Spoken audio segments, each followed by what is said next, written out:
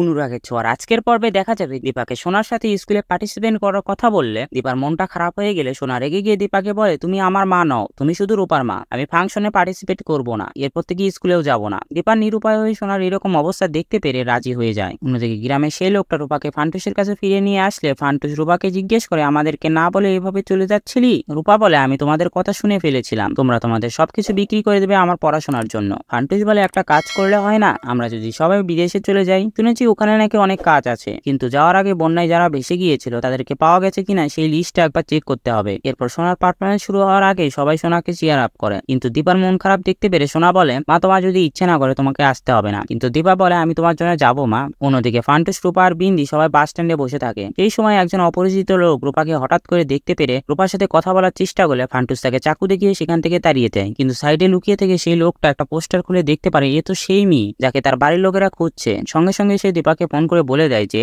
আপনারা যে মেয়েকে খুঁজছেন সে তো আমার সামনে বাস স্ট্যান্ডে বসে আছে, আর তার সঙ্গে রয়েছে একটা মাস্তান টাইপের লোক। খবরটা পাওয়ার সঙ্গে সঙ্গে দীপা অনুজাকে বলে সেখান থেকে বেরিয়ে যায়, কিন্তু অনুজা একটা অন্য ফোন কলে থাকার জন্য দীপার কোনো কথা শুনতে পারে না। এরপর সোনার নাম অ্যানাউন্স হয়ে যায়, কিন্তু দীপাকে দেখতে না পেরে সোনা আবারও ভেঙে পড়ে আর বলে, আমি আজকে আর কোনো পারফরমেন্স করব না। তখনই সিচুয়েশন সামলাতে সূর্য স্টেজে ওঠে আর সোনার জন্য একটা গান করলে সোনা সেই গানে নাচ করে। অনুষ্ঠান শেষ হয়ে যাওয়ার পরে সোনা তার বাবাকে জিজ্ঞেস করে, মাথায় এখনো আসলো না। এদিকে ফান্টুস দেখতে পারে যে বাসে একেবারে কোনো জায়গা নেই, তারা একটা ধর্মশালায় যাবে, সেখানে গিয়ে চেক করবে যে কতজন বন্যায় ভেসে গিয়ে বেঁচে রয়েছে। দীপা চলে আসে বাস স্ট্যান্ডে, কিন্তু সেখানে রূপাকে দেখতে পায় না। এদিকে রূপা অন্য একটা বাসে বসে পড়ে। তবে যে লোকটা রূপার খবর দিয়ে দীপাকে ফোন করেছিল সে দীপার কাছ থেকে টাকা চাইলে দীপার কাছে কোনো টাকা না থাকলে দীপা নিজের কানের দুল খুলে দিয়ে দেয়, কিন্তু দীপা শেষ পর্যন্ত রূপাকে খুঁজে পেল না। তো বন্ধুরা, ভিডিওটি কেমন লাগলো কমেন্ট করে জানাও, আর আমার গসিপসে আপডেট পেতে আমাদের চ্যানেলটি সাবস্ক্রাইব করুন।